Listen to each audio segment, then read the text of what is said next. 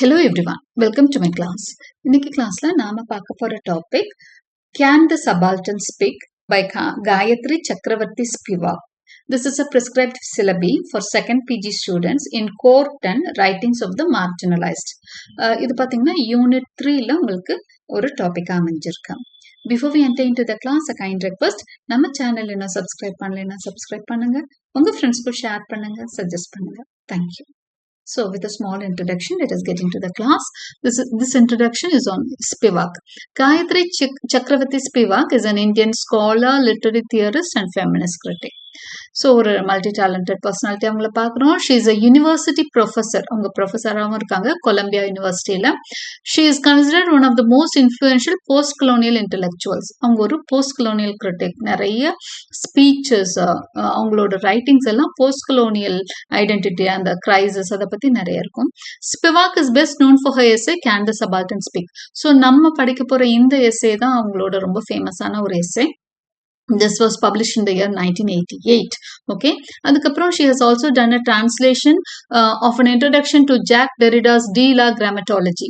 So நம்ம Jacques Derrida பத்தி படிச்சிருக்கோம் already. He has created the term deconstruction இல்லையா? Deconstruction பத்தி அந்த தியரி பத்தி Jacques Derrida பேசியிருப்பாரு. ஸோ அதை இவங்க டிரான்ஸ்லேட் பண்ணியிருப்பாங்க இங்கிலீஷ்ல. Okay. She has referred to herself as a practical Marxist feminist deconstructionist. So அவங்க தன்னை எப்படி அழைக்க விரும்புறாங்க அப்படின்னு சொன்னா அவங்க தனக்கே இத்தனை டேர்ம்ஸ் கொடுக்கணும்னு விரும்புறாங்க. ஷீ இஸ் அ மார்க்சிஸ்ட், ஒரு மார்க்சிஸ்ட் கிரிட்டிக்காவும் தன்னை அடையாளப்படுத்திக்க விரும்புறாங்க. she wants to be called as a feminist, ஒரு பெண்ணியம் பேசுற பெண்ணாவும் தன்னை பார்க்கணும்னு நினைக்கிறாங்க. At the same time she also wants to be a deconstructionist. Okay. மார்க்சிசமும் ஃபெமினிசமும் கிட்டத்தட்ட ஒத்தே தான் போகும். Okay. Now, can the subaltern speak? இதுதான் நம்ம படிக்க போற topic. Yes, this is the next paragraph. We are going to deal with an introduction to Can the Subaltern Speak. அதாவது எஸ்ஏ நான் ஆரம்பிக்கல. நான் ஒரு அனாலிட்டிக்கல் எஸ்ஏ கொடுத்துருக்கேன். I am not going with text read பண்ணல. நான் ஒரு அனாலிட்டிக்கல் சம்மரி எடுத்து கொடுத்துருக்கேன். இது இந்த எஸ்ஏ எதை பற்றியது அப்படின்னு தான் டிஸ்கஸ் பண்ண போகிறோம்.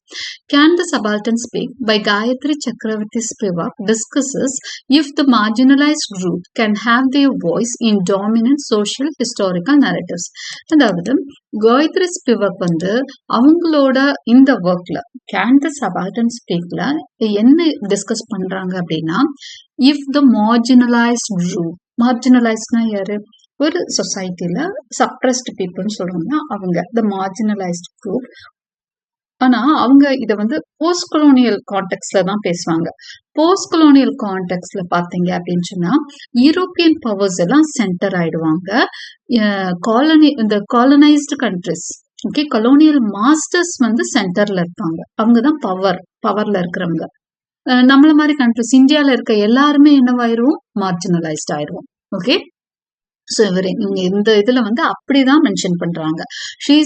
she discusses if the marginalized group can have their voice in dominant social historical narratives. அப்ப அவங்க கொஸ்டின் இதுதான், சபால்டன் பேச முடியுமா? அதாவது பேச முடியுமானா எல்லாராலையும் பேச முடியும் தான், நம்மளோட வாய்ஸ் ரீச் ஆகுமா? ஃபார் எக்ஸாம்பிள், இந்தியாவோட வாய்ஸ் யூஎன்ல எடுப்படுமா அப்படின்னு கூட நீங்க வச்சுக்கோங்க. யுனைடெட் நேஷன்ஸ் சபையில இன்னைக்கு எடுப்படுதுன்றது வேற. இந்த ஒரு 10-20 இயர்ஸ் தான் நம்ம கொஞ்சம் ஸ்ட்ராங்கா வளர்ந்துட்டு வரோம். ஓகே. பட் அதுக்கு வரைக்கும் இவங்க எழுதினது எப்ப பாருங்க, 1988ல எழுதியிருக்காங்க. ஸோ அப்பதான் நம்ம ஃப்ரீடம் வாங்கி ஒரு 40 இயர்ஸ் உள்ள இருக்க பீரியட். அப்பெல்லாம் நம்மளோட வாய்ஸ் எடுபட்டுதா அப்படின்றத தான் டிஸ்கஸ் பண்றாங்க. அப்போ நம்ம எல்லாம் சபால்டன் ஆயிடுறோம். யூரோப்பியன் நேஷன்ஸ் எல்லாம் சென்டர்ல இருக்காங்க. ஸோ இந்த போஸ்ட் கொலோனியல் கண்டெக்ட்ல தான் அங்க பேசியிருப்பாங்க. Spivak critics Western intellectuals for silencing these groups. இப்போ வெஸ்டர்ன் இன்டெலெக்சுவல்ஸ் இருக்காங்க, யூரோப் சேர்ந்த அறிவாளிகள். ஓகே, அவங்களதான் வெஸ்டர்ன் இன்டெலெக்சுவல்ஸ் அப்படின்னு சொல்றாங்க. for silencing these groups through their interpretations and inventions. அவங்க தங்களோட அந்த குரூப்ஸ், தங்களோட குரூப்ஸ்ங்கிற இந்த மார்ஜினலைஸ்ட் குரூப்ஸ் இருக்காங்களா, அதாவது ஃபோர்த் கண்ட்ரிஸ், தேர்ட் வேர்ல்டு கண்ட்ரிஸ்ன்னு சொல்லுவாங்க. தேர்ட் வேர்ல்டு கண்ட்ரிஸ்ன்னு யாரை சொல்லுவாங்க அப்படின்னு சொன்னா, இந்தியா மாதிரி காலனைஸ்டு கண்ட்ரிஸ். இவங்கள தான் என்ன சொல்றாங்க, சைலன்ஸ் பண்ணிட்டாங்க அப்படிங்கிறாங்க. ஓகே, அதாவது யூரோப்பியன் பவர்ஸ், இந்த கொலோனியல் மாஸ்டர்ஸ் வந்து இந்த colonised nations such as India, Sri Lanka, South Africa இந்த மாதிரி நேஷன்ஸை சேர்ந்த மக்களோட வாய்ஸஸ் எல்லாம் என்ன பண்ணிட்டாங்க, இல்லைன்னா மக்களோட அந்த ரெப்ரசன்டேட்டிவ் வாய்ஸஸ் எல்லாத்தையும் சைலன்ஸ் பண்ணிடுறாங்க. ஓகே, அவங்க சொல்றதான் நியாயப்படுத்துறாங்க. Through their interpretations and inventions arguing that the subaltern are often unable to speak or to be heard because their voice are mediated, distorted or ignored by more powerful forces. அதாவது என்ன ஆகும்னா, இந்த western intellectuals இருக்காங்களே, மேற்கத்திய நாடுகளை சேர்ந்த அறிவாளிகள், அவங்க வந்து இந்த கிழக்கத்திய நாடுகளோட மக்களோட வாய்ஸ் எல்லாம் ஏத்துக்க மாட்டேங்கிறாங்க. என்ன சொல்லுவாங்க, அவங்களுக்கு ஒன்றும் தெரியாதுன்ற மாதிரி சொல்லுவாங்க. அவங்களோட இன்டர்பிரிட்டேஷன்ஸை தான் உலகத்தை நம்ப வைப்பாங்க. அவங்க என்ன சொல்றாங்களோ அதை தான் நம்ப வைப்பாங்க. ஓகே, ஸோ தேர் வாய்ஸஸ், அதனால நம்மளோட வாய்ஸ் எப்படி இருக்கும், இந்தியன்ஸ் மாதிரி இருக்கிற இந்த சபால்டன் பீப்புளோட வாய்ஸ் எப்படி இருக்கும்னா மீடியேட்டட், டிஸ்டார்டட் ஆர் இக்னோர்டா இருக்கும். நம்மளோட வாய்ஸ் வந்து வேற யாராவது பேசுவாங்க, இந்தியா இப்படி நினைக்குதுன்றத கூட வேற ஒருத்தவங்க சொல்லுவாங்க, வேற நம்ம சொல்றது இல்லாம வேற விஷயத்த அவங்க பேசுவாங்க, இக்னோர் பண்ணுவாங்க. ஸோ இதனாலதான் அவங்க கொஸ்டின் பண்றாங்க, கேன் த சபால்டன் ஸ்பீக். அப்போ கேன் த சபால்டன் ஸ்பீக் அப்படிங்கறது இங்க வந்து சபால்டன் அவங்க யாரை மீன் பண்றாங்கன்னா, போஸ்ட் கலோனியல் கான்டெக்ட்ல கலோனியல் கண்ட்ரிஸ், ஓகே, காலனைஸ்ட் கண்ட்ரிஸை மீன் பண்றாங்க. இப்போதான் நம்ம எஸ்ஏக்குள்ள போறோம். நான் ஒரு ஐடியா தான் கொடுத்தேன் எஸ்ஏ பத்தி. Now we are getting into the essay. Can the subaltern speak? An analytical essay. Introduction. Gayathri Chakravorty Spivak is a post-colonial theorist. So அதுதான் அவ்வளோ நேரம் பார்த்தோம். She calls herself a practical Marxist feminist deconstructionist. இதுவும் நம்ம பார்த்தோம். அவங்க தன்னை எப்படி கூப்பிட விரும்புறாங்கன்னா, மார்க்சிஸ்ட் ஃபெமினிஸ்ட் டீகன்ஸ்ட்ரக்ஷனிஸ்ட். அதுல அவங்க என்ன சேர்த்துக்கிறாங்க, பிராக்டிக்கல், ஒரு பிராக்டிக்கலா இருக்கக்கூடிய ஒரு மனுஷியா தன்னை, இந்த எல்லா தியரிஸ்லயும் தன்னை ஒரு பிராக்டிக்கலான ஒரு மனுஷியா பாக்குறாங்க. She discourages and dismantles Western centers and challenges them over history and prejudice. அவங்க என்ன பண்றாங்க, டிஸ்கரேஜ் பண்றாங்க. டிஸ்மேண்ட்லிங்னா என்ன, ஒரு விஷயம் கட்டமைச்ச ஒரு விஷயம் தகர்த்தெறிகிறது. எது தகர்த்தெறிகிறாங்க, வெஸ்டர்ன் சென்டர்ஸ், இந்த மேற்கத்திய நாடுகள் இருக்காங்களே, அவங்க போட்டு வச்ச நரேட்டிவ்ஸ், அவங்க சித்தரிச்ச விஷயங்கள் எல்லாத்தையும் தகர்த்தெறிகிறாங்க. அவங்கள சேலஞ்ச் பண்றாங்க.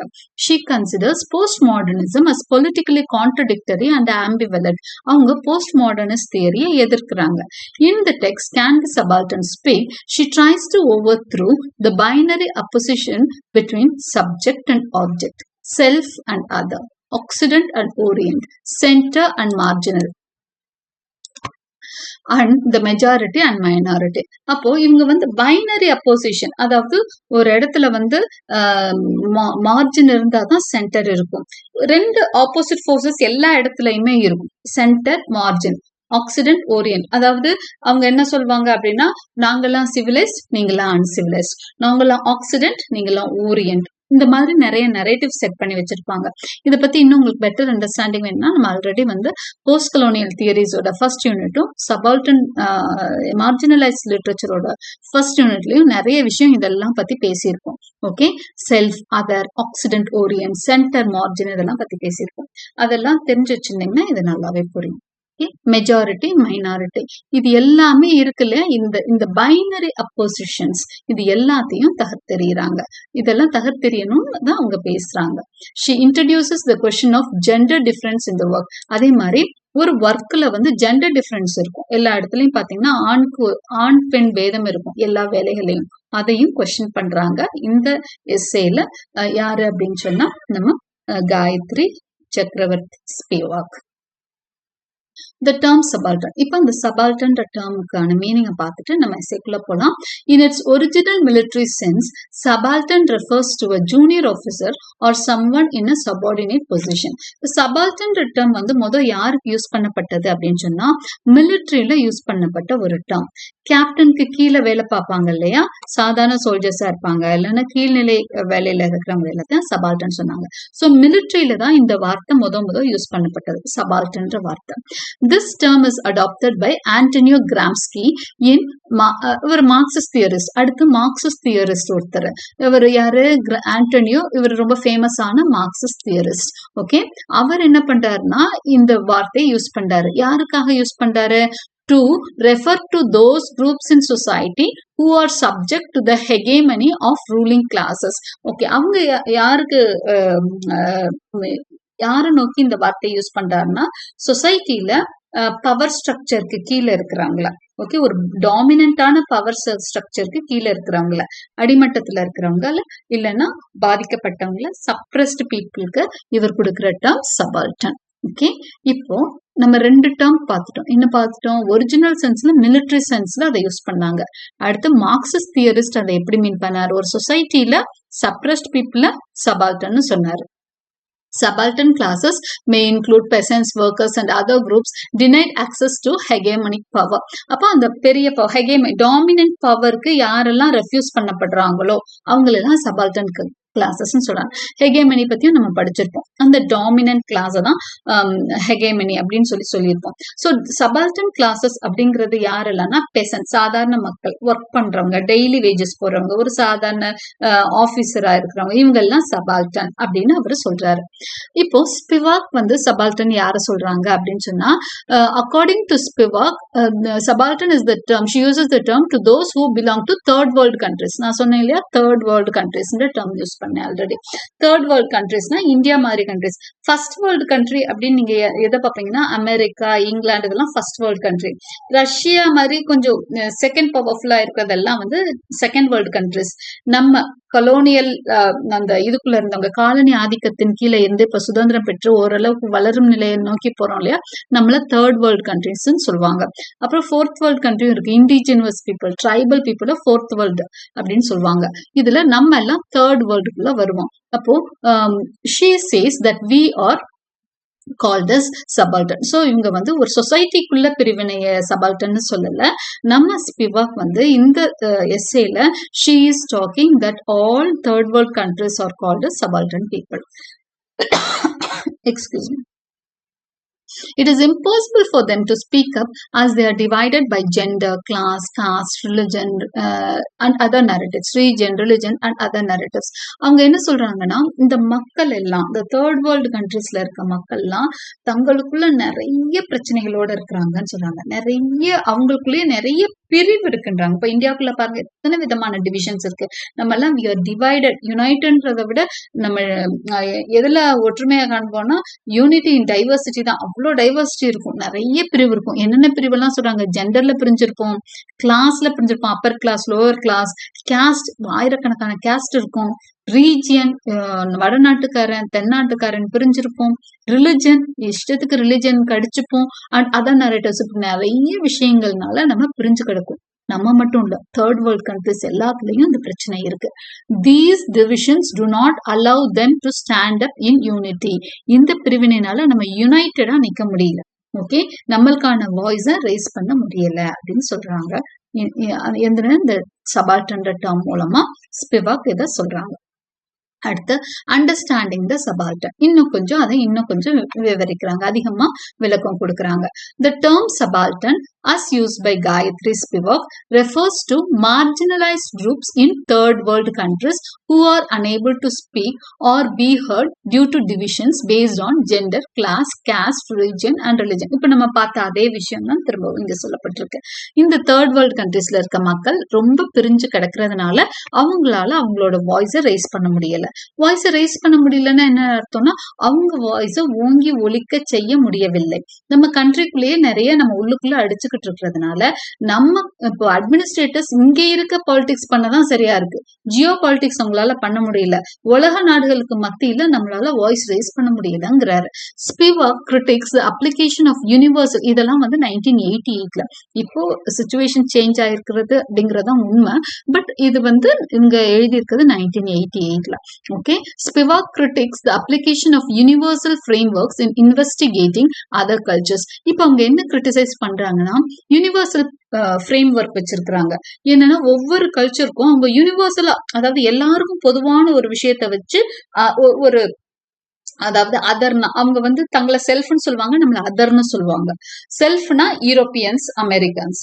அதர் வேறு மக்கள்ன்ற மாதிரி நம்மள எல்லாம் அதர் அப்படின்ற கேட்டகரிக்குள்ள கொண்டு வருவாங்க.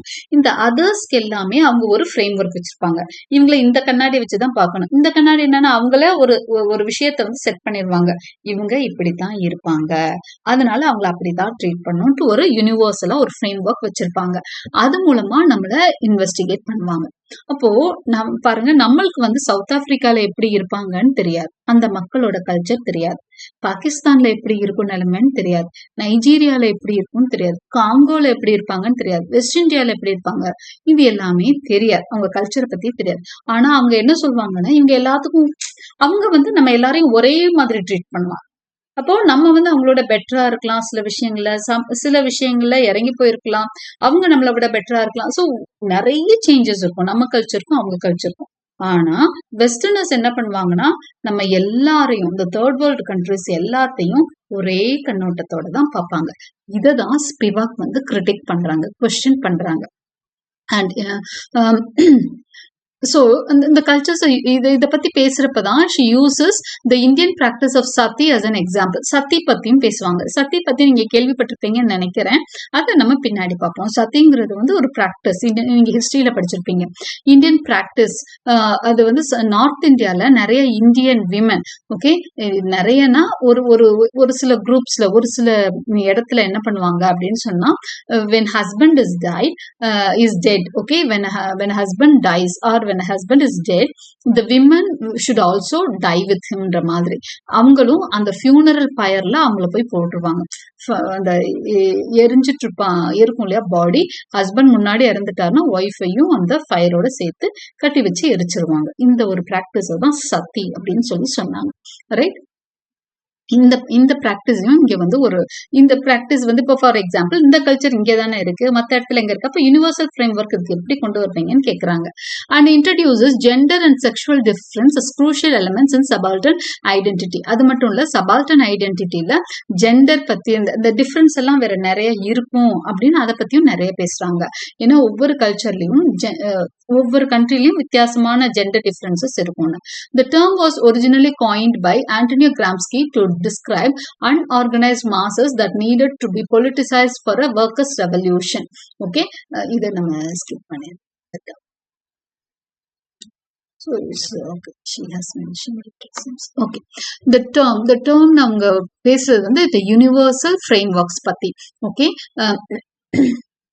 இந்த டேர்மை வந்து ஆண்டனியோ கிராம்ஸ்கி தன்னோட ஒர்க்ல வந்து அதை பத்தி பேசியிருக்காரு. இன் 1980s, ராணஜித் Guha and the Subaltern Studies Group adopted the term to focus on the disenfranchised in India. So I'll repeat this again. Excuse me, sorry for the interruption. Sorry for interruptions. Okay, I'll repeat. Spivak critiques the application of universal frameworks in investigating other cultures using the Indian practice of sati. So, நான் இதை வந்து உங்களுக்கு already சொன்னேன். சதி use பண்ணி இந்த universal ஃப்ரேம்வொர்க்கை அவங்க criticise பண்றாங்க. The term இங்க வந்து the term subaltern. Okay, it means the term subaltern. Subaltern. இதை ஃபர்ஸ்ட் யூஸ் பண்ணது யாரு அப்படின்னு, அதாவது மிலிட்ரி இல்லாம இந்த டேர்மை யூஸ் பண்ணது யாருன்னா, it was originally coined by, used பைன்னு கூட வச்சுக்கலாம், காயின்ன்றதை விட used by Antonio Gramsci to describe unorganized masses that needed to be politicized for a workers revolution.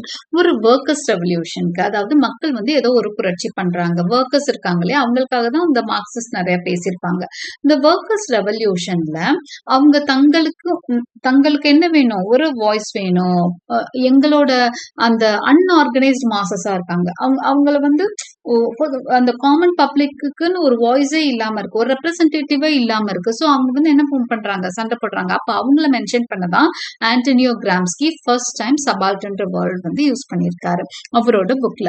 அப்புறம் இந்த 1980ஸ்ல இவர் வந்து ஒரு Indian post colonial theorist.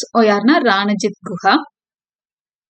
And the subaltern studies group, அவரை சேர்ந்த அந்த குரூப்ல இருந்த சபால்டன் ஸ்டடீஸ் பத்தி படிக்கிறவங்க, அதாவது போஸ்ட் கொலோனியல் ஸ்டடீஸ்னு சொல்லலாம், சபால்டன் ஸ்டடீஸ்னு சொல்லலாம். They adapted the term to focus on the disenfranchised in India. Disenfranchise அப்படின்னா யாருன்னா இந்த சபால்டன் பீப்புள் தான், அதாவது எந்த முக்கியத்துவமே இல்லாத மக்கள், அவங்களுக்குன்னு ஓட்டிங் ரைட்ஸ் இருக்கு. ஓட்டிங் ரைட்ஸ் அப்படிங்கிறத விட அவங்களுக்கான வாய்ஸே எங்கேயும் இல்லை, எங்கெல்லாம் அவங்களுக்கு எந்த ஒரு ரைட்ஸுமே இல்லையோ, ரொம்ப டிஸ்அட்வான்டேஜ்ல இருக்காங்க இல்லையா, ரொம்பவே சப்ரஸ் பண்ணப்பட்ட மக்களுக்காக ராணஜித் குஹா இந்த டேர்மை யூஸ் பண்ணியிருக்காரு. ஓகே, இந்த டேர்மை அடாப்ட் பண்ணிக்கிட்டாரு. ஸோ ஃபர்ஸ்ட் அது ஒரிஜினலா அந்த டேர்ம் என்னது, மிலிட்டரி டேர்மா இருந்தாலும் அடுத்ததா யார் யூஸ் பண்றாங்க அப்படின்னு சொன்னா ஆண்டனியோ கிராம்ஸ்கி யூஸ் பண்றாரு. அதுக்கப்புறம் ஸ்பிவாக் எதுக்கு யூஸ் பண்றாங்க அப்படின்னு சொன்னா அது நமக்கு தெரியும், ராணஜித் குஹாவும் சபால்டன் ஸ்டடீஸ் குரூப்பும் இந்த டிஸ்அட்வான்டேஜ்ட் பீப்புள், சப்ரஸ்ட் பீப்புளுக்காக இந்த டேர்மை யூஸ் பண்றாங்க. Derrida also reflected on this concept in his philosophical discussions. டெரிடாவும் இதை பத்தி பேசியிருக்காருன்னு சொல்றாங்க.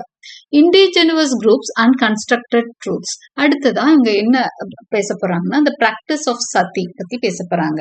ஓகே, நம்ம எல்லாத்தையுமே இண்டிஜெனுவஸ் குரூப்ஸ்னு சொல்லுவாங்க, அதாவது வளர்ச்சி அடையாத நாடுகள், இந்த நிறைய மூட நம்பிக்கைகள் அதிகம் உள்ளவங்க, அந்த மாதிரி எல்லாம் தான் அவங்க ஃப்ரேம் ஒர்க் பண்ணியிருப்பாங்க. நரேட்டிவ்ஸ், அவங்க நரேட்டிவ்ஸ், வெஸ்டர்ன் நரேட்டிவ்ஸ் எப்பவுமே எப்படி இருக்கும்னா அவங்கெல்லாம் சிவிலைஸ், நம்மளாம் அன்சிவிலைஸ். அன்சிவிலைஸ்ட் பீப்புள தான் ஒவ்வொரு டேர்ம்ல சொல்லுவாங்க, அதுல ஒரு டேர்ம் தான் இண்டிஜெனுவஸ். அப்புறம் நம்மள இண்டிஜெனுவஸ் குரூப்ஸாவும் சொல்லுவாங்க. அப்புறம் கன்ஸ்ட்ரக்டட் ட்ரூத்ஸ், அவங்களால வடிவமைக்கப்பட்ட நரேட்டிவ்ஸ் தான் கன்ஸ்ட்ரக்டட் ட்ரூத்ஸ். இதுல பிராக்டிஸ் ஆஃப் சத்தியம் அதுக்குள்ள வந்துரும் சொல்றாங்க. அது எப்படின்னு பார்க்கலாம். Ranajit Guha describes subaltern classes as the majority of India's people, excluding the elite, and uses people and subaltern to mean the same thing. இப்போ ராணஜித் குஹா இந்த டேர்ம் யூஸ் பண்ணியிருக்காருன்னு சொல்றாங்க. சபால்டன் டேர்ம் எப்படி யூஸ் பண்ணியிருக்கார், சபால்டன் கிளாஸஸ் அப்படின்ற டேர்மா use பண்ணியிருக்கார். யாரெல்லாம் அந்த டேர்ம்குள்ள கொண்டு வர்றார் அவர் அப்படின்னா இந்தியாஸ் மெஜாரிட்டி பீப்புளை அதுக்குள்ள கொண்டு வந்துடுறார். இந்தியாவோட மெஜாரிட்டி பீப்புளை இந்த டேர்ம்குள்ளதான் அவர் கொண்டு வர்றாரு. எக்ஸ்க்ளூடிங் த எலிட், யாரை மட்டும் எக்ஸ்க்ளூட் பண்றாரு, எலிட் பீப்புள். எலிட்னா யாருன்னா ரொம்ப மிகப்பெரிய பணக்காரங்க, அரிஸ்டோக்ராட்டை தவிர மத்த எல்லாரையும் அவர் என்ன சொல்றாருன்னா சபால்டன் தான் சொல்றாரு. இப்போ ரொம்ப பெரிய கோடீஸ்வரர்கள் இருக்காங்க இல்லையா, ரொம்ப படிச்ச பெரிய ஆளுங்க இருக்காங்க, ரொம்ப பவர்ஃபுல்லான இதுக்குள்ள இருக்கிறவங்களை தவிர மத்த எல்லாத்தையும் அவர் சபால்டன் தான் சொல்றாரு. These groups include powerful indigenous groups at both national and local levels. அப்போ இந்த groups என்ன பண்ணுது அப்படின்னு சொன்னீங்கன்னா நேஷனல் லெவல்லயும் இருப்பாங்க, லோக்கல் லெவல்லயும் இருப்பாங்க. நேஷனல் லெவல் நாடு முழுக்கவும் ஒரு குரூப் எலிட்னு பார்க்கலாம், மத்தவங்க எல்லாத்தையும் சபால்டன் பார்க்கலாம். லோக்கல் லெவல்னா ஒரு ஊருக்குள்ள பாருங்க ஒரு 4 பெரிய மனுஷங்க இருப்பாங்க, அவங்கள பவர்ஃபுல் பார்ப்போம், மத்தவங்க எல்லாத்தையும் சபால்டன் பார்ப்போம். ஓகே, சோ இது ரெண்டு விதமாவும் பார்க்கலாம். Gayatri ஸ்பிவாக் uses deconstruction to show how ideas and truths are shaped. அப்போ காயத்ரி ஸ்பிவாக் deconstruction மெத்தடை யூஸ் பண்றாங்க.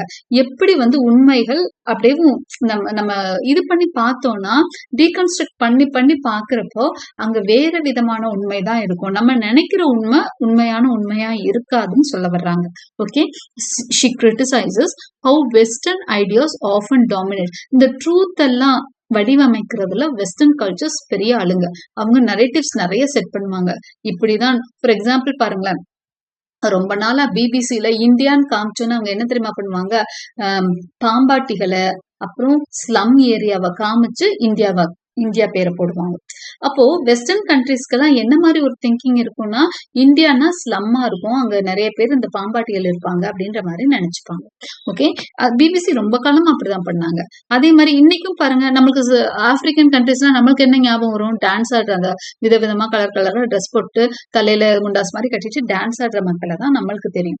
ஏன்னா நம்மளுக்கு அந்த மாதிரி பதிய வச்சிருப்பாங்க. இப்போ வெஸ்டர்ன் நரேட்டிவ்ஸ் பயங்கரமா செட் பண்ணுவாங்க அப்படின்னு சொல்றாரு. அவங்க ஐடியாஸே அப்படியே மாத்திருவாங்க. ஏதோ ஒரு நம்மளுக்கே தெரியாது இந்த பாம்பாட்டிகளை பத்தி, ஆனா அவங்க நம்ம எல்லாரையும் பாம்பாட்டிகள் மாதிரி சித்தரிச்சிருப்பாங்க. Right, Spivak uses the example of sati. இப்போ சதி பத்தி அவங்க பேசுறாங்க. A Hindu practice where widows were burned with their dead husbands. அப்போ ஒரு விடோவான ஒரு பொண்ண ஹஸ்பண்டோட என்ன பண்ணிருவாங்க, எரிச்சிடுறாங்க. இது எங்கேயோ ஒரு மூலையில ஒண்ணு நடந்துட்டு இருக்கும். ஆனா பிரிட்டிஷ் என்ன பண்றாங்க, அத அவுட்லா பண்ணிட்டாங்க. அவங்க என்ன பண்ணிட்டாங்க, அந்த குறிப்பிட்ட ஒரு சமூகத்துல இருந்த இந்த பிராக்டிஸ அவங்க ஒழிச்சிட்டாங்க. அவங்களோட ரூல் வந்தப்போ அவங்க ஒழிச்சிட்டாங்க. நல்ல விஷயம் தான். But they claim they were saving Indian women. ஆனா அவங்க எப்படி கிளைம் பண்ணிட்டாங்க, நாங்க பாத்தீங்களா இந்தியாவோட உமன் எல்லாமே கஷ்டப்பட்டுட்டு இருந்தாங்க, அவங்களெல்லாம் நாங்க காப்பாத்திருக்கோம் அப்படின்ற மாதிரி நரேட்டிவ் செட் பண்றாங்க. அது ஏதோ ஒரு சமூகத்துல ஏதோ ஒரு இடத்துல நடந்திருக்கும். ஆனா அதை ஜெனரலைஸ் பண்ணுவாங்க அவங்க. இந்தியா ஃபுல்லா இப்படிதான் நடந்துட்டுங்க, நாங்க தான் போய் காப்பாத்தணுன்ற மாதிரி கொண்டு வந்துருவாங்க. எப்படி இந்த பாம்பாட்டியில ஃபுல்லா இந்தியாவுக்கே ரெப்ரசென்ட் பண்ற மாதிரி இந்தியா ஃபுல்லா விமன் இப்படிதான் இருந்தாங்க, இந்தியாவோட விமனையே நாங்க தான் காப்பாத்தணுன்ற மாதிரி கொண்டு வந்துருவாங்க. Okay, saying white men saved brown women from brown men. இப்படிதான் ஒரு ஒரு பழமொழியை அவங்க சொல்ல ஆரம்பிச்சாங்க. எப்படி அப்படின்னா, ஒயிட் மென் அதாவது அந்த யூரோப்பியன்ஸ் சேவ்ட் காப்பாத்துனாங்க. யார காப்பாத்துனாங்க, brown women from brown men. நம்ம எல்லாம் பிரவுன் கலர் ஸ்கின், பிளாக் இல்ல, நம்ம பிரவுன் அவங்க சொல்லுவாங்க. அப்ப பிரவுன் விமனை பிரவுன் மென்னுட்டு இருந்து ஒயிட் மென் காப்பாத்துனாங்க. அதாவது இந்திய ஆண்கள் கிட்ட இருந்து இந்திய பெண்களை யாரு காப்பாத்தினாங்க, இங்கிலீஷ் பீப்புள் காப்பாத்தினதா சொல்றாங்க. இப்படி ஒரு ஃப்ரேஸே உருவாக்கியிருக்காங்களாம். சோ இததான் அவங்க சொல்றாங்க. எப்படி வடிவமைச்சிருக்காங்க, ஒரு சின்ன விஷயம் இல்ல. அப்கோர்ஸ் நிறைய பெண்கள் அதுல காப்பாற்றப்பட்டிருக்காங்க. அவங்க அங்க என்ன நம்மளோட வாய்ஸே அங்க இல்ல.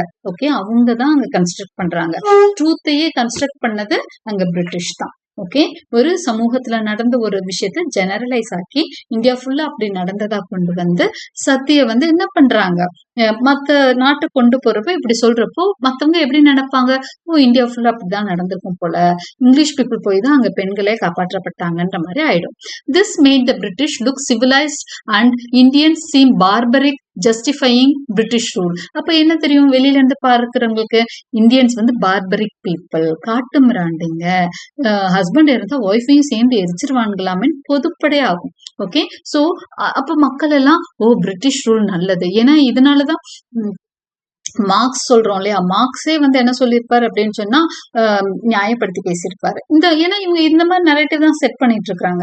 பிரிட்டிஷ் பீப்புள் இது இந்த மாதிரி நரேட்டிவ் செட் பண்றப்போ இப்ப மார்க்ஸ் மாதிரி சபால்டன்ஸ்க்கு வாய்ஸ் ரைஸ் பண்ணவங்க, மார்க்சிஸ்ட் தியரி சொல்றோம் இல்லையா, அந்த பாதிக்கப்பட்ட மக்கள் ஒடுக்கப்பட்ட மக்களுக்காக குரல் எழுப்புறவங்க கூட என்ன சொல்றான் அப்படின்னு சொன்னா, இந்தியன் மக்களுக்கெல்லாம் இது தேவைதான், இல்லைன்னா அவங்க ரொம்ப காட்டுமிராண்டிகளா இருப்பாங்கன்னு சொல்றான். ஓகே, சோ தட் சொல்றாரு, அவரே சொல்றாரு. அப்போ வாட் டஸ் திஸ் மீன் அப்படின்னா, இவங்க நரேட்டிவ் செட் பண்ணிடுறாங்க அப்படின்னு. However, Indian women's voices were ignored in this process.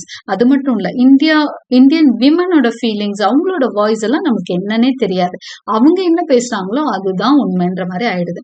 Spivak argues that our identities and beliefs are not made by us but are written by outside forces. அவங்க என்ன சொல்றாங்கன்னா, நம்ம யாரு, நம்ம நம்பிக்கை என்ன நாம சொல்றது இல்லைங்க, மத்தவன் தான் சொல்றாங்க.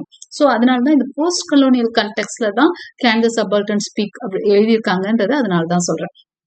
நம்மளோட ஐடென்டிட்டி, நாம யாருங்கிறது, நம்மளோட நம்பிக்கை என்ன, நம்ம சடங்கு எப்படிப்பட்டதுன்னு நாம சொல்லவே இல்லை, நம்ம வாய்ஸ் எங்கேயுமே போகல. ஆனா அவன் சொல்றான், இவன் இப்படி பண்ணுவான், இந்தியன் இப்படி பண்ணுவான், அப்படி பண்ணுவான், அவன் என்ன நரேட்டிவ் செட் பண்றானோ அதுதான் உலகத்துல எடுப்படுதுன்னு சொல்றாங்க. Okay, now I hope you understood can the subaltern ஸ்பீக்கோட ஐடியா என்னன்னு உங்களுக்கு புரிஞ்சிருக்கும். Knowledge is not innocent. அடுத்து அவங்க எடுத்துக்கிற topic knowledge is not innocent. Knowledge ஒன்னும் இன்னசென்டான ஒரு விஷயம் கிடையாதுன்றாங்க. அது என்னன்னு பார்க்கலாம். Spivak argues that knowledge is not innocent because it is closely linked to power and often used as a tool of oppression, especially in colonial and post-colonial context. அதாவது knowledge, அறிவாளிகள் அந்த விஷயம் ஒரு இன்னும் வெகுளியான விஷயம் எல்லாம் கிடையாது. அது ரொம்ப நாலேஜ் இருக்கிறவன் இப்போ என்ன பண்றானா அப்படின்னு சொன்னா, it is closely linked to power. அறிவாளியா இருக்கிறவன் பவர்ஃபுல்லான செக்டரோட எப்படி சேர்றதுன்னு தான் பார்ப்பான். So it is closely linked to power and often used as a tool of oppression. அறிவை வச்சு ஏன்னா பவர்ல இருக்கிறவனுக்கு நிறைய விஷயம் புத்தி வேலை செய்யாது.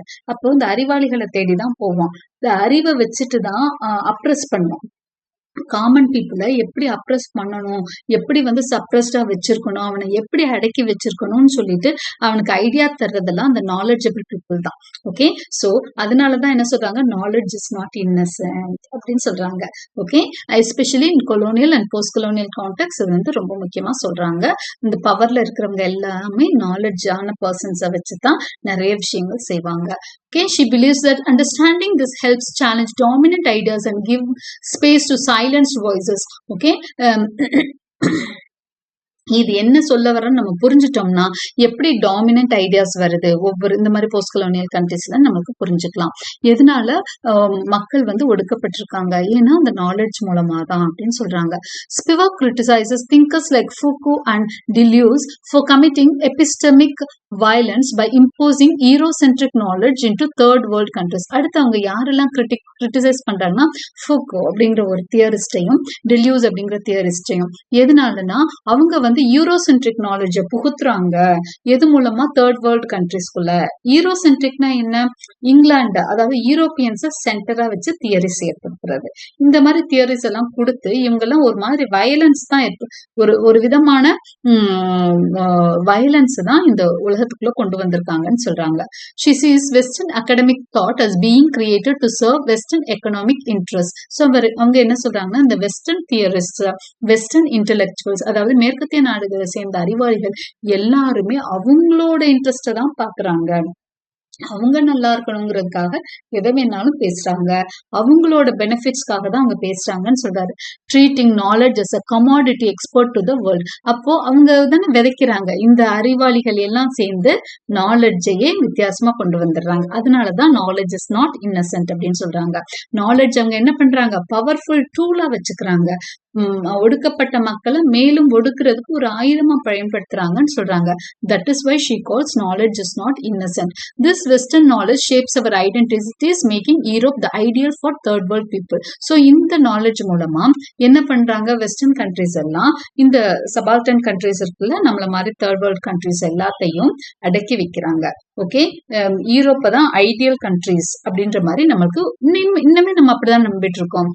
யூரோப்பியன்ஸ் அப்படின்னாலே ஒரு பெருமையா இருக்கும். அமெரிக்கன்ஸ், யூரோப்பியன்ஸ் அமெரிக்கன்ஸ் எல்லாமே ஒண்ணுதான். யூரோப்பியன்ஸ் தான் அமெரிக்கால போய் செட்டில் ஆயிருக்கான். சோ அவங்கள பாக்குறப்ப பெரிய இடத்துல வச்சு பாக்குறோம்.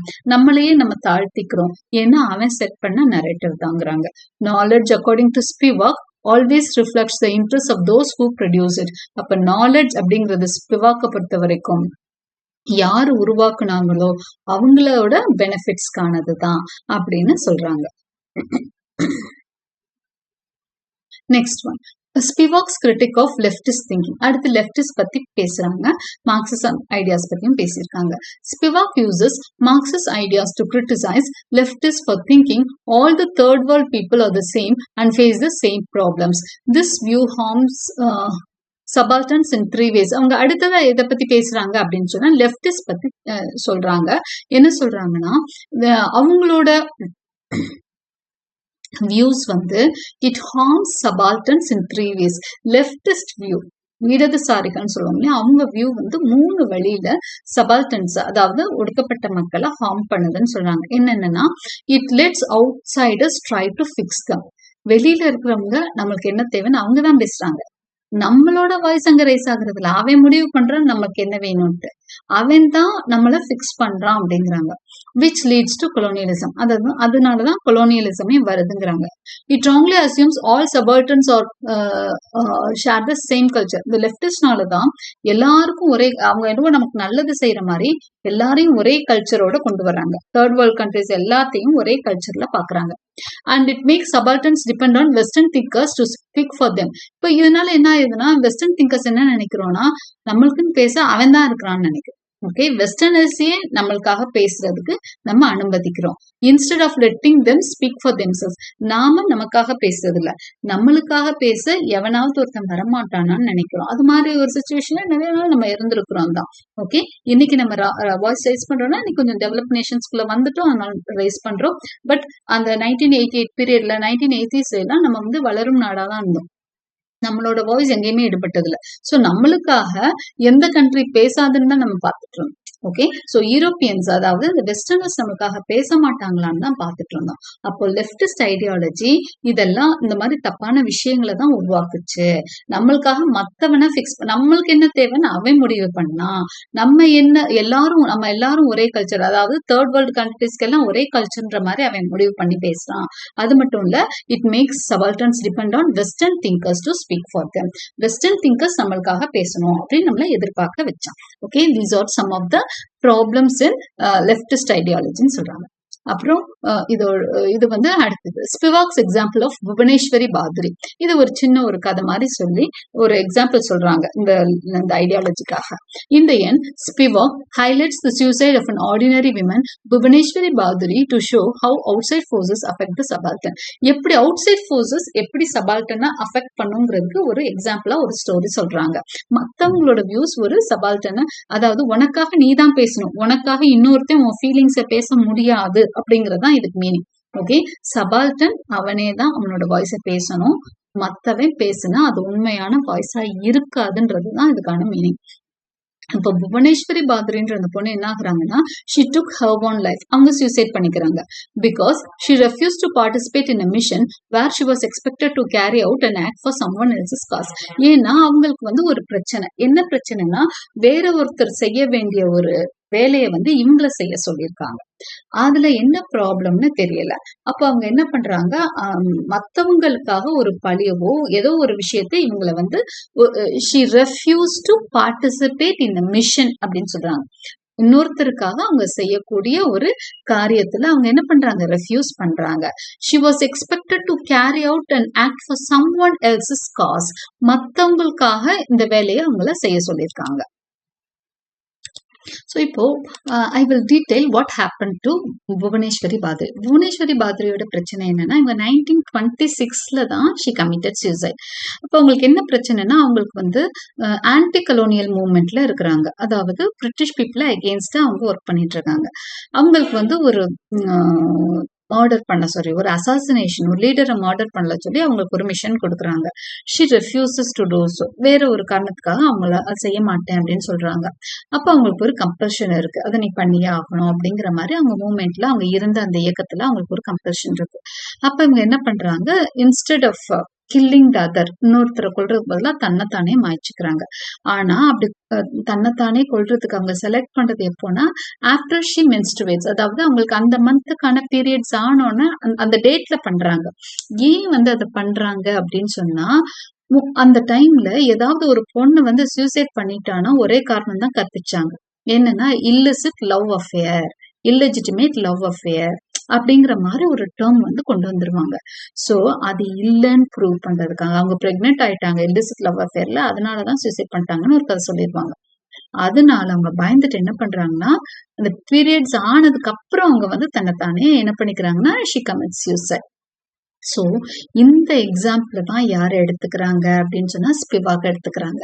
அப்போ மற்றவங்களுக்காக அவங்க என்ன பண்றாங்க, ஒரு மிஷனை வந்து அந்த இடத்துல கேரி அவுட் பண்ண போறப்போ அவங்க என்ன பண்ணாங்க, அதை பண்ண பிடிக்காம she commits suicide. Spivak uses this story to demonstrate how the subaltern is impacted by external pressures and lacks the space to make independent choices. அப்போ இந்த இடத்துல அவங்க என்ன சொல்ல வராங்க இந்த ஸ்டோரி மூலமா அப்படின்னா, ஷி வாண்ட்ஸ் டு டெமான்ஸ்ட்ரேட் எப்படி ஒரு சபால்டன் வந்து எக்ஸ்டர்னல் ப்ரெஷர்ஸ் இருக்கு, வெளியில இருந்து பயங்கரமான ப்ரெஷர் இருக்கும் விமென்க்குன்னு இல்லை, எல்லா இந்தியன்ஸ்க்கும். நீ வந்து இதை செய்யினா அவங்களுக்குன்னு ஒரு சாய்ஸே இல்லை, எனக்கு செய்ய பிடிக்கலன்னு அவங்களால சொல்ல முடியாத நிலைமையில இருக்காங்க. However, after her death, her family misinterpreted her actions. ஆனா கூட இவ்வளவு அவங்க பண்ணி தன்னோட கொலைக்கு வேற காரணம் சொல்லிடக்கூடாது, தன்னோட சாவுக்குன்னு நினைச்சு அவங்க பண்ணா கூட அவங்க ஃபேமிலி கடைசியில என்ன தெரியுமா பண்ணாங்க, மிஸ்இன்டர்பிரட் தான் பண்றாங்க. Framing her suicide as a result of unrequited love rather than a protest against these pressures. அதாவது அவளோட காதல் ஜெயிக்கல, அதனால அவ பண்ணிக்கிட்டா அப்படிங்கிற மாதிரி. ஏன்னா அவங்க பயப்படுறாங்க, உண்மையான காரணத்தை சொல்ல பயந்துட்டு இந்த மாதிரி ஒரு ஃப்ரேம் பண்ணிட்டாங்க. யாரு, அவங்க வீட்டை சேர்ந்தவங்களே ஃப்ரேம் பண்ணிட்டாங்க. ஸ்பிவாக் அப்போ வந்து அந்த சபால்டனுக்காக அவ பேசலன்றப்போ அவளுக்காக வேற ஒருத்தவங்க தான் பேசுறாங்க, நரேட்டிவ் செட் பண்றாங்க. Spivak concludes that it is impossible to reclaim and rewrite history within a western framework. அப்போ எப்படி ஒரு ஃப்ரேம் ஒர்க்கை தாண்டி ஒரு பெண்ணால வெளியே வர முடியல. ஒரு பெண் சூசைட் பண்ணிக்கிட்டானா இதுதான் காரணம் சொசைட்டி சொல்லுது, வீடே சொல்லுது. அவ தன்னை ப்ரூவ் பண்ணிக்க எவ்வளோ கஷ்டப்பட்டாலும் அந்த இடத்துல அவளால ப்ரூவ் பண்ண முடியல. ஏன்னா அப்படி ஃப்ரேம் ஒர்க் ஆயிடுச்சுங்க. அந்த இடத்துல அவளால பண்ண முடியலங்கிறாங்க. ஓகே, அவ தன்னை நிரூபிக்கிறதுக்காகவே அது அந்த அந்த டைம்ல பண்றா, பீரியட்ஸ் டைம்ல. பட் ஈவன் தென் இதே பேர் தான் திரும்பவும் அவளுக்கு வருது. இப்போ ஸ்பிவாக் இது மூலமா என்ன கன்க்ளூட் பண்றாங்கன்னா, that it is impossible to reclaim and rewrite history within a western frame work. அவங்க செட் பண்ண ஃப்ரேம் ஒர்க் அது மாதிரி தாங்க வெஸ்டர்னர்ஸ் வந்து ஒரு சில ஃப்ரேம் ஒர்க் பண்ணி வச்சுட்டாங்க. இந்தியன்ஸ்னா இப்படிதான் இருப்பாங்கன்னு. அதை மீறி வர்றதுக்கு நிறைய விஷயங்களை நம்ம உடைச்செறிய வேண்டியதா இருக்கு. as this framework often constructs truths for others just as Badri's family did. மத்தவங்களுக்காக எப்படி பாத்ரி ஃபேமிலி அப்படியே பூசி மெழுகுனாங்களோ அது மாதிரிதான் இன்னைக்கும் நடந்துட்டு இருக்கு. வெஸ்டர்ன் ஃப்ரேம் ஒர்க்கை மீறி நம்மளால செய்ய முடியல. Therefore she argues that the subaltern cannot truly speak for themselves. அதனால கடைசியில என்ன சொல்ல வர்றாங்க தெரியுமா? நம்மளால நமக்கு பேச முடியாதுங்க, சபால்டன்ஸால வாய்ஸ் ரைஸ் பண்ண முடியாது அப்படின்னு தான் அவங்க செய்ய முடிச்சிருக்கிறாங்க நம்ம ஸ்பிவாக். So conclusion of the essay பாருங்க. Spivak tries to overthrow the binary opposition between object, self, other, occident, orient, center, and marginal, and majority and minority. Thus she concludes that the subaltern cannot speak. எல்லா விஷயத்தையும் ஆராய்ச்சி பண்ணி கடைசியா என்ன முடிவு சொல்றாங்க அப்படின்னு சொன்னா, subaltern cannot speak. Can the subaltern speak இருக்குல்ல? She can. No, she cannot speak. Can the subaltern speak? No, she cannot speak. அப்படிங்கிறது தான் அவங்களோட ஹைபோதிசிஸா இருக்கு. அவங்க சொல்ற ஆன்சரா இருக்கு. In this essay, in this very famous essay, can the subaltern speak? Hope you like my explanation. Like and subscribe for more such videos. Press the bell icon for continuous notifications, and thank you for watching.